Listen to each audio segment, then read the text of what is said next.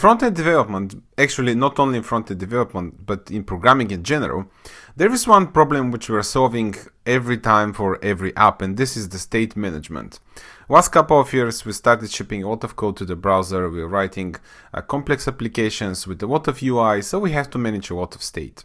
Most of the time, I believe people are using state machines anyway. They just don't realize that the thing that they're writing is actually a state machine. In this lesson, we're going to implement something simple, which is just going to a remote server, getting some data, showing the data on the page. We're going to see some problems with the state management, and we're going to fix them by using a state machine. So let's see what we have as a setup for our project. So I'm running a local server at port 3000. In this folder, there is one HTML file where we have one JavaScript file, which is important on the page. We have empty container, we have some basic styling. We're going to write our JavaScript here, and we're going to fill the content of this div. So now what I'm going to start with is by defining a constant code URL, which will contain the endpoint of my API. I'm using dummyjson.com because it's providing this functionality. It's really just dummyjson. And I'm requesting endpoint called products, which returns array of objects of products, and each product has a title, so we're going to show the title on the page. So I'm going to start by creating my state container, which will have, for the time being, we'll have just products, which will be no, because we still don't have any data. Then I'll be creating a function, which I'll call render. And the way of how I'll design this small application is that we have this state, and every time when we update the state, we call render. This is pretty much how the web apps, the front-end apps today work. We deal with the state by putting all the data in one object, in one store, and then we update the store, and based on these changes, the UI is changed. So we're going to modify the state object, and we're going to call the render function. And what we should have here is maybe a variable called HTML. So we set the HTML there, and then at the end we have document query selector. I'm selecting the container, and I'm applying the value of HTML to the inner HTML property of this DOM element. So then we need an entry point of our application, which will be the onload event of the window object, which is fired when all the resources on the page are loaded by the browser. And here I'll be calling the render function. So now if I refresh the page, we'll see nothing because, of course, we don't have products and this function is doing nothing. So maybe the first thing that we have to do is to show something to the user to show that there is no data. So we're going to check if state.products is equal to no. Then we are going to set some value of the HTML variable, which will be, for example, there is no data yet. So now if I refresh the page, we'll see nothing because obviously we're just applying empty string here, which is really weird. I have no idea why I set it to empty string. But yeah, so now when we refresh, we'll see that we're getting a proper message. Let's write a function which will go to the API and get the data. I'll call this function load data, and it will be returning a promise. Why I'm using a promise and not just async function? That's because inside this promise, I want to use setTimeout. And I want to use setTimeout because I want to simulate slow requests. So we see the problem with the state when we are making this request. We're going to deal with the different phases of loading data from a remote location. So here I'll be using setTimeout, and we will run this function after 2 seconds. And then we're going to use the fetch API to get the actual data from the remote server. Here needs to be URL. Then we have data equal to, again, await because res.json returns a promise. And then we're going to resolve the promise by using data.products. I know that this API returns an object that has a field called products, which is the array of objects. And this is how we resolve the promise. We want to catch the error if there is any error. and we want to propagate the error outside of this function, which pretty much means that we have to reject the promise with the error. So we are returning a new promise. This function, we could use it with async await.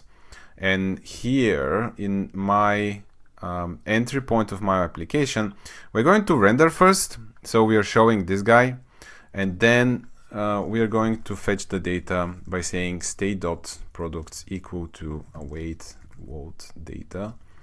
And then we're going to render again, because now the state is updated and we want to show the products. However, we're not doing anything in the render function if products are not null. So we will be doing some mapping of state.products. So we do map, and then we get the title of the product. And we'll generate some basic HTML, which will be maybe just a paragraph. So we have title here, and then we have to use join at the end. And I think this is pretty much how it should be working, right? So we see this message, we wait 2 seconds, and then we should see the title of the products. Now I refresh, and now I'm seeing all these nice phones and tablets and whatever is in this API. This is nice, but it's not really good user experience, right? We have to show a message to the user when we are approaching the server and when we are waiting for the data to come back. So how we are doing this? And this is now a bit of a state management problem, because we have just this field in our state container, and this field is either true or false. It's either we have the products or we don't have them. So we need some other field which will indicate that we're loading the data, and this will be for our code is loading, which will be false initially. Then we have to update the state by saying, so we render this first message, and here it will be, of course, immediate. But if we have a button which triggers the actual loading, then we render this message that there is no data. Then we update the state saying is loading is equal true, because we're going to trigger the loading, and then we say render again. So after this one, the state is updated, so we have to re-render in order to update the UI. And we will be doing it here by saying state.isLoading. If this is true, then we are going to show this message, which is loading. I'll just write loading. And this will be else if. So if we're loading the data, then we're showing this paragraph. And then when we get the data at this one, we'll render again. So let's see how this looks like in the browser. I'll refresh the page, we'll see loading, and 2 seconds later, we'll be seeing the titles of the products, which is not happening. Because, why? Because we need to deal with the state. So the data comes back, but then we have to turn this flag off, which means that when we get the products, we have to do false, indicating that our request finished, and then we render again. So now if I refresh, we'll see again this thing, and then we see the products. So now we have these two elements of our state, right? So it's fairly simple, they're just two. But let's say that we have to write some logic if the API is broken or something happens on our UI and we get an error by fetching this data. So I'll come here and I'll change the URL to something which doesn't exist, which means that if I make a request to this endpoint, we'll get 404, meaning not found, and then our try-catch block will catch this error, will reject the promise, and then here something will export. So now if I refresh the page, we will see that nothing is happening after the loading because we get this error. So then here I should write a try-catch block around the fetching of the data, and then if we get the error, we want to show something to the user. But then how? Well, we look at the state and we have is loading, which is just about whether we are loading the data or not. And we have products, which again could be true or false. So we don't have any place where we could kind of identify this need of error handling. So how to solve that? Well, we could create another field in our state. which will be just the error. And in the beginning it will be just no, meaning that there's no error. And when the error happens, we say state.error equal to the error, which means that now our state doesn't contain products but contains the error. We turn this flag off, meaning that we're not making the request. So we're doing a couple of things here, right? And I hope you start seeing the problem of such state management. It's that we start adding a lot of flags, a lot of variables, just to communicate that something happened in our application. So now when the error is set in our state and when this is off, we render the UI again, except that now we have to write one more thing here, which will be another if, meaning that we want to handle the error now. And so if we're not loading the data, but there is error, we will be saying, sorry, there is an error. So now if I refresh the page, we'll be seeing the loading message, and then we'll be seeing the sorry, there's an error message. So even in this small example, we see that we have state management problems. We have to deal with a lot of different situations when we are making this HTTP request. And in order to provide proper messaging to the user, we have to create different slices in our state, which means that if our app grows, we'll be keep adding stuff. And this is really just a simple request, but imagine how we have a lot more stuff to do. Then we need something more sophisticated to deal with this type of problems. And I believe that the state machines are something really cool and helps in this direction. So now we're going to transform this example to code which is using a state machine. So what exactly is a state machine? The state machine is a model of computation where we have a specific number of states and we have specific transitions between the states. And how we transition from one state to another, we do it by providing an event or action to the system. So we're basically saying, hey, this thing happened in our system, and now based on your current state, decide what to do. Decide in which next state you should be going. So the transitions are really specific. We can't really go from state X to state Y if there is no defined transition between them. So how this looks like in the context of our example? We'll be starting by defining the possible states in our application, which will be, so we have idle, and the idle is the state of our app where we still don't make the request to the remote server. Then we have state loading, which will be when we approach the server, when we're making the request. Then we may have success, which is when the request is successful. And we have the error state, which is when the error happened. So now we have our states. These are the 4 possible states of our application.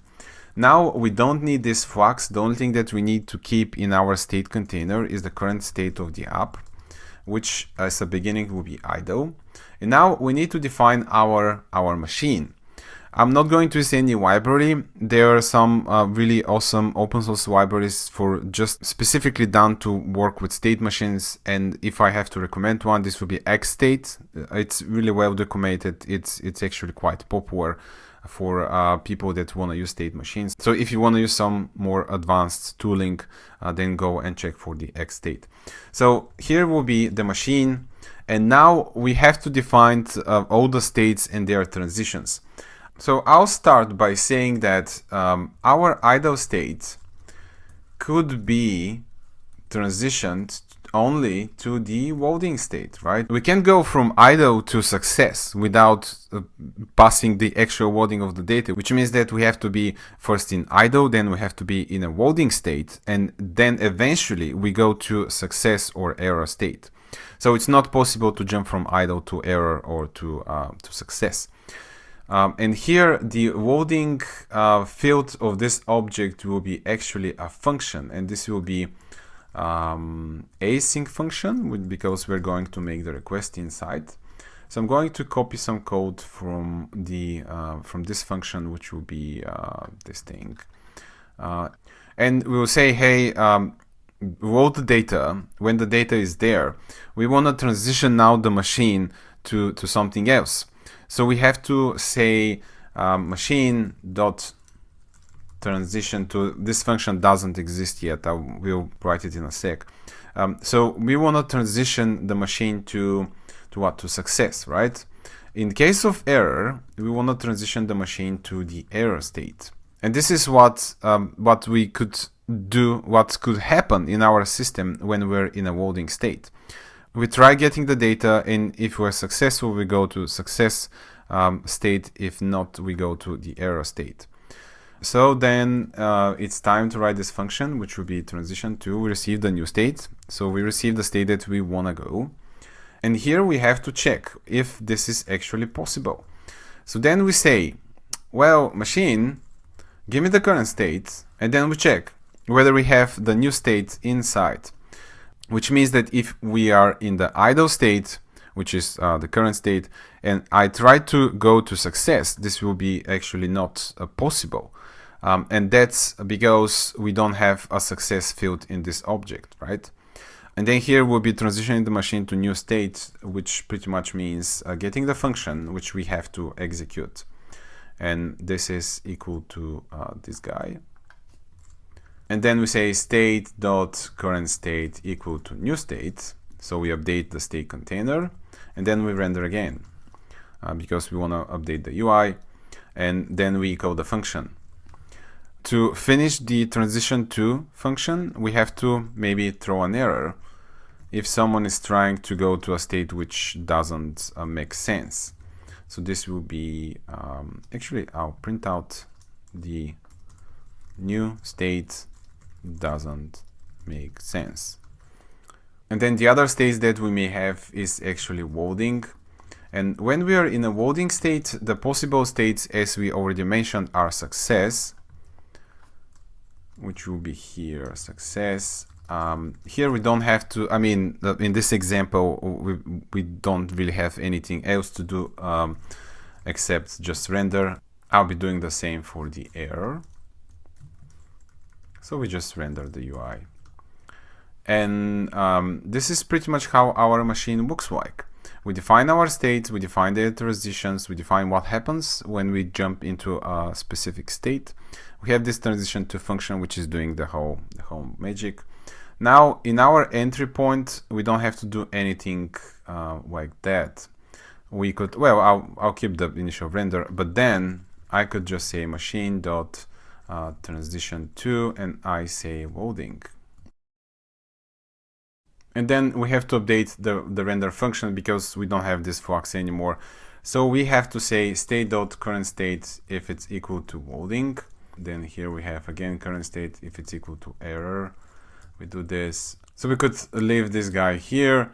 If not, or actually I'll reverse the logic here a bit by saying that if the current state is equal to success, then we do this. Otherwise the message will be in the else.